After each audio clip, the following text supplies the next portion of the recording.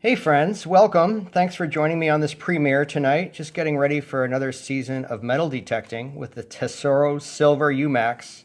Man, this thing has been around the block with the 8-inch concentric coil. It's a good detector, down to about 6 inches for these kind of finds that you're seeing here this evening. Before I had the Silver UMAX, I had the Tesoro Compadre. Man, that thing is a really fun detector. The Silver UMAX is a little bit of an upgrade. But as I was cleaning up the detector, getting ready for a season, I thought I would do an overview for you guys about some of my favorite metal detecting finds over the past few years. And it really is a walk down memory lane. So some of the more interesting things that are popping right at us is this obviously fired musket ball. I mean, check out the size of that, guys. That's over 50 millimeter, isn't it? That's a big ball, and it was fired, and it looks to me like it hit something, like perhaps bone. I found this deep in the woods, down a sandy ravine in a known area where early New England colonists were settling. So historically, that is a really cool find. And I've found quite a few of these type smaller balls as well, along the shoreline and in the woods in New England. It's not uncommon to find musket balls and muzzle loader, black powder type ammunition. This looks like an infantry cross here. This is very old. I found this in salt water, and a lot of my hunting has been in salt water around the beach and stuff, and stuff really gets beaten up. But anyway, this has got some history to it, no doubt. With all the stuff in the background, the camera is having a little hard time focusing, but I wanted to bring you in on the motif on this beautiful ring here. There we go. It's like a Victorian design. Look at that. It's too bad that this is all busted up, but man, this is a beautiful piece. I found this in a park, in an old park. This is definitely, I would definitely put this in the 20s or earlier. Really nice. This is one of my favorite pieces, and I should really get a chain for it. It's St. Anthony medallion, silver, shined up really, really nicely. That's just a wonderful piece. I get this stuff buffed up real good with baking soda. It's a good, just rubbing it. Found this really cool ring made by a local artisan. It's a big ring. I don't really wear jewelry, but it's like a tree of life ring, silver. Found this deal here. I don't know if this is costume jewelry or what. I should really run this by one of my women friends who could probably give me more of a heads up on this thing, but I don't know. I think it's silver though, the way that bent. And for those of you into cannabis, got a little Delray Beach action here. Oh wait, I guess that's a palm tree. Never mind. My bad. I had this appraised. This actually does have a little bit of gold in it, but it's a very cheap gold. This would have been like a poor person's gold ring or perhaps wedding ring. It's very thin, and there's just, I forget the carat amount on it, but it's like 4 karat gold or something. It's just a slight nuance of gold. Found this stuff mostly in parks. This is a cool piece here. This is leaded pewter, guys. This is really heavy, and it's a screw top. You can see the threading in there. So it went on some kind of like colonial medicine bottle or something, but it's definitely pewter, leaded. You can see that there's a threaded, it's threaded, the top, to take, like to hang it maybe around a neck or something like that, but that's probably one of my more curious pieces. I've always wondered what that went to. And found somebody's dog tags from 1933. That's kind of cool. Another kind of dog tag of some sort. I actually found a cremation tag to some individual once on the beach, and I ended up throwing it back into the water because that's obviously where they threw it. These Sacagaweas up front here, these guys right here, I found all four of these year 2000 in a pocket spill in somebody's backyard. One summer evening, I found all of these Sacagaweas dollars as a pocket spill. It's always fun when you find a pocket spill. You know, this is a cool penny that's sticking out right here. This is a 1951 penny. And the interesting thing about this is that it's really gold colored. Maybe some of you guys could give me a heads up on why this thing is so gold colored. See it compared to this? The image here doesn't, oh, there we go. You can see a little bit of the color there. It's just, I don't know what it is. I should do some research on that, but maybe those of you who know could tell me why that's really gold colored. I keep my wheat pennies back here. These guys are all wheats. I'm not too proud to save a lot of 50s and 40s and stuff.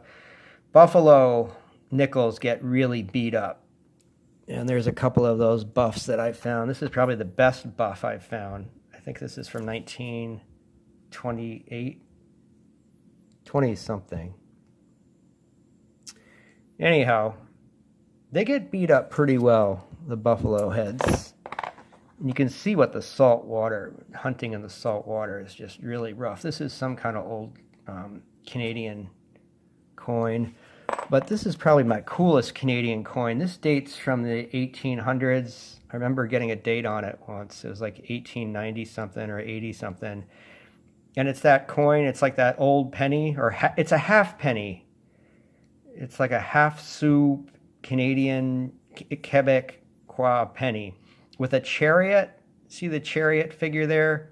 You guys know in Canada, if you're viewing, this is a half penny. There's the date right there where my pinky is, and it's 18 something. Saltwater find.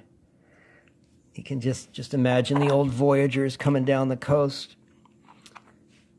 Eisenhower dime, 1952, found this in a local park, and it pretty much looked just like this when I dug it out from around of a stump in the park.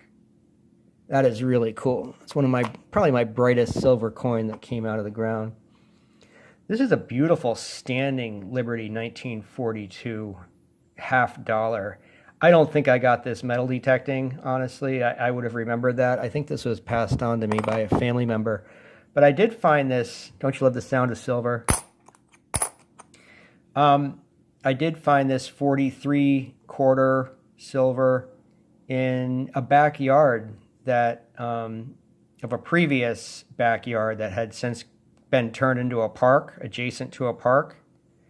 And there was like lilies and bulbs growing up on the periphery of the park, so you knew it was from the old yard. And I found the 43 actually very near some of the bulbs. Like, I just pictured a woman bend over gardening, or maybe a man, but for some reason I think it was a woman who dropped that. I don't know.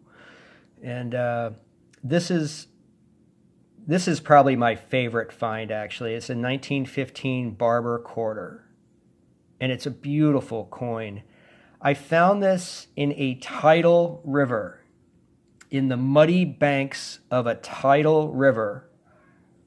For those of you who don't live near the ocean, tidal rivers are where the water comes in and out with the tides, like just pretty much drains out almost entirely and then fills up at high tide. And I found a mercury dime or mercury dimes in the same area, next to like old fishing gear, people fishing on the banks of the river when the tide would come up. And this was my best find from that area. And it was just maybe 3 inches down in that thick, compacted mud, you know, that saltwater mud, maybe down about that much in that thick, gunky mud. But man, that thing, this probably hadn't budged for decades, I'm guessing. Beautiful condition. Again, a saltwater find. You see they get so beaten up. This is a standing Liberty quarter. Beautiful eagle wings on the front side. I can't get a year off that. Not sure what that one is. Seated Liberty. I got 2 of these. 1882. Actually, this is a love token. You can see where the clasp broke right there. And on the back, I found this in a park. This is old, guys. You know, obviously given by a man to his betrothed. And look at the pretty ornate detailing in there. Apparently, these love tokens were very popular back in the late 1800s, early 1900s. And what better way to present it than in a beautiful standing Liberty in amazing shape, too, the condition here. My other seated Liberty is, I believe, 1898. I got a date on this one. Saltwater find, too bad. Seated Liberty dime. If I said quarter before, I stand corrected. These are dimes. But really a nice coin. I'm happy to have found those. I've got some Indian heads. You know, they're not in the greatest shape, actually. My best Indian head is a 1906 here. I honestly don't remember where I found that, but I found some others through the years, and they don't seem to, they're not in the best shape, but this 1906 is in great shape. And I got a lot of wheat pennies. I got several that are in the teens. 1916, 1919 are my oldest. Actually, I think this is my oldest. I think this is a 1918 right there. You know, but this is pretty cool, guys. These war pennies, I believe these war pennies have a nickel element to them. Can you guys speak to that in the comments section? 1943, I believe they have a nickel composition because copper was probably being used in the war. But that's pretty cool. Wow, I'm glad I remembered to show you guys this one. I found this in a backyard of an old house. 1850, guys. It's an English coin. It is Victoria, and then 1850. I think they call that a 3 pence. You Brits in the audience, I know there's a few of you. 3 pence, right? Pretty cool. 1850. And the buildings that I found this behind were built probably, well, yeah, they were in the neighborhood. They were built right around that year. So this is very thin too, man. This thing has really been, you know that expression, a thin dime?